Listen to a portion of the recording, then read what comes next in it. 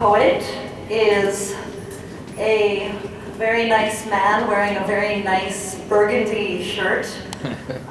He recently performed at Sunday Poetry at Ellington's Burrard Inlet Fish Festival in Vancouver and the Social Justice Block Party at U of T Scarborough.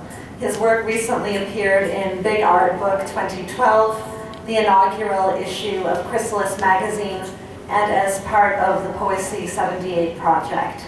He was shortlisted in the 2012 Fermoy International Poetry Competition out of County Cork, Ireland, and he is president of the 4th International Festival of Poetry of Resistance. Please welcome El Presidente, Patrick Connors.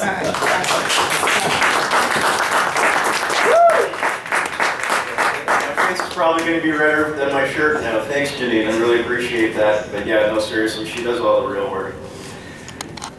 Our other Irish compadre, Steve O'Brien, is not here for me to read the one that I dedicated to him, which is in the Poésie 78 project. So I'm going to start with the poem that I usually start my poetry readings with. And I'm only going to be on for about 8 minutes, but this is the beginning of forever. If you open your mind and start to see your brothers and sisters, not obstacles. Buses are never late, rain does not fall, just to piss you off or make you sour. Inherent possibilities. Every trial has the stuff of greatness. When ready to endure all for the truth, humbly pursue absolute hope and joy. Trusting in the power behind it all, when I cannot make sense of it for myself. Letting go of all preconceived notions, make an occasional leap of faith. Secure in the proof of my heart's desire, not tear up like a bard as I must be a rock. Though eager to get the show on the road, I will willingly await eternity. Never so excited for what might be next. Promise fulfilled when I let myself be loved as I love, and even more than I would dare to believe. Unity forged in refining fire, anointing oil, sacred water cleansing, indelible mark, undeniable sign. Certainly certain beyond my wildest dreams.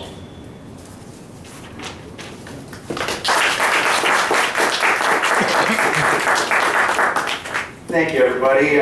This one I wrote in part because of the beginning of fall, so it's not going to be quite as upbeat, but it's my most recent poem, and I'm pretty happy about it, so hopefully it comes out well. It's the end of some things. The sun flickers through charcoal clouds until 4 o'clock. After 4 o'clock, it tries to warn the memory of summer, the memory always better than the reality. Orange, red, brown, light green leaves me feeling warm like a bonfire which covers my neighborhood with smoldering ashes. Last remnants of what was alive only days earlier. Foresight of what will fall while the earth lays at rest. There is beauty in the change of seasons.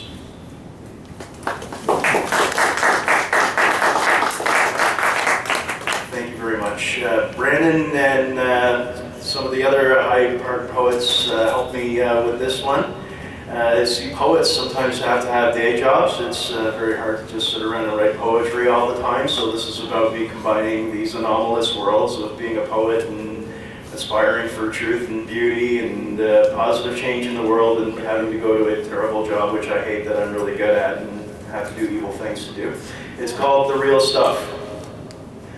No happy endings, no altruisms, no pain I don't want to feel by myself. Late night tip-tapping on my typewriter, old school notions change your mind by my words. The nights get later, the words don't get deeper, I need more time to get ready, so I say. By day, I bring cough drops of peace and comfort for the man who said to the Cinderella man, "You can break his ribs, you can do it." The world comes anon to get certified, allowed to have a similar conversation in 15 other languages. Glad that I, with all my experience, don't have to compete for hours. I'm waiting for the basis of what I am to start, to make my life begin, or at least to be in the flow, which defines me as a poet.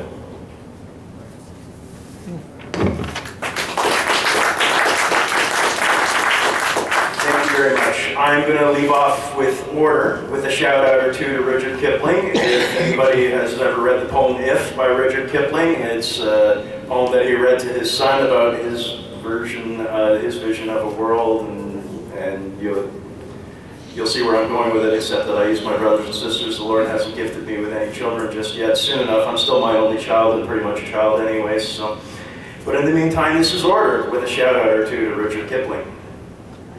I'm not here to change the world order, nor interested in revolution, just evolution, where we all grow and work together to help bring order to the world. If anyone doesn't have enough to eat, anywhere in a world full of plenty, if anyone cannot be all they desire to be, grow and become the divine design. If anyone does not have access to health care, essential service is a basic human right. If anyone does not live in security, the dignity and respect of their humanness. Even I, as a white, Anglo, hetero, fully able, highly educated, first world Christian, cannot understand why we won't accept difference and embrace the beauty we all have in common. If you are ready to believe, it's time for anyone who realizes these conditions to realize these conditions, from the ones you love the very most to the one you think your worst enemy. If you are ready to believe, it's time to change things for the better before they get worse. Then yours is the world and everything in it, my sisters and brothers. All the hopes and dreams and pains and sorrows and sufferings and joys, you are now part of it, especially if you weren't before. I'm not here to change the world order, rather to help bring order to the world. Thank you, everybody.